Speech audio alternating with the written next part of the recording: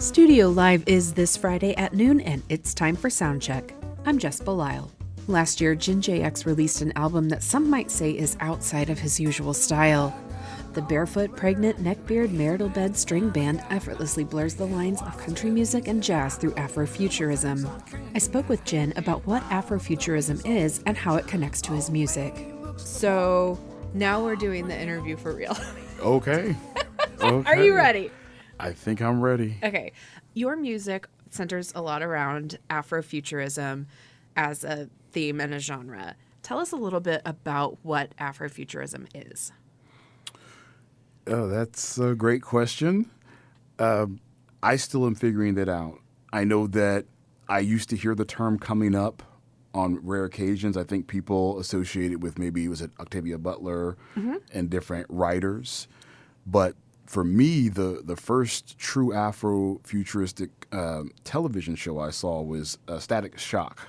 You remember that? Yeah. In the late 90s? Uh-huh. And so it was like this whole, the late 90s was such a future theme for things. So even The Matrix, I think, is technically part of that.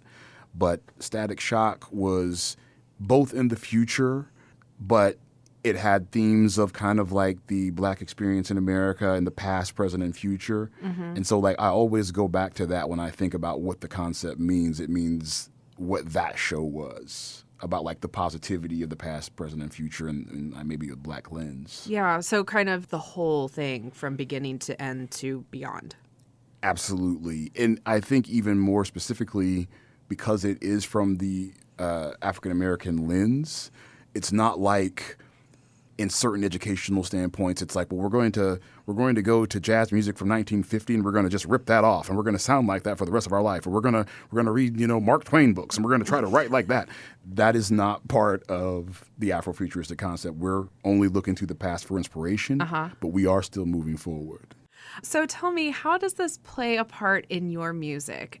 Yeah, no, I think I've wanted to do something like this since I was like a teenager. Like I grew up here too, and so listening to Chet Atkins when I first got into playing guitar, he embodied a lot of this, where he would play with George Benson and Earl Klugh, but then he would produce for Dolly Parton, and then he'd play. He was all over the place. He wasn't weird, and he was an OG. He was an old guy that accepted everybody. So to that point, I always wanted to do something that had elements of that, those flavors of like Les Paul sounds and Chet Atkins sounds, as well as, the brothers that were, this comes from the brothers too. I like Charlie Pride, just kind of giving yourself permission to try some stuff. A lot of our listeners know you as a jazz guy.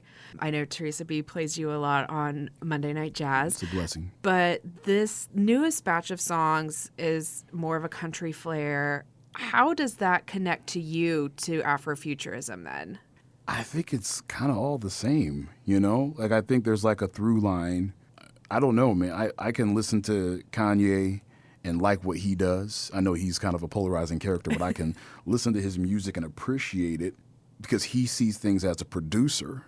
And I think I'm getting more to that point now where I don't know if I consider myself a jazz musician. I don't know if Interesting. like the jazz, musician thing is often part of the educational thing, and I'm really a self-taught artist. And so I've never usually felt accepted with jazz musicians. So to me, this is just an outsider that just likes different types of music and just kind of just draws from it and keeps it pushing.